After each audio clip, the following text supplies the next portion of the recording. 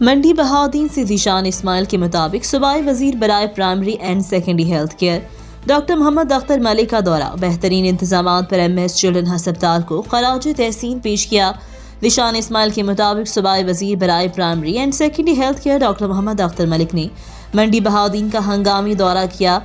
ہسپتال کے مختلف شعبوں، صفائی ستھرائی، ایمرجنسی لیبارٹری، ایکس رے روم، فارمیسی، زنانہ مردانہ وارڈ کے علاوہ دیگر شعبوں کا معائنہ کیا۔ مریضوں ان کے لواحقین سے خیریت دریافت کی۔ ڈاکٹر اور طبی عملے کے رویے، ادویات کی فراہمی، دیگر سہولیات کے بارے میں بھی دریافت کیا۔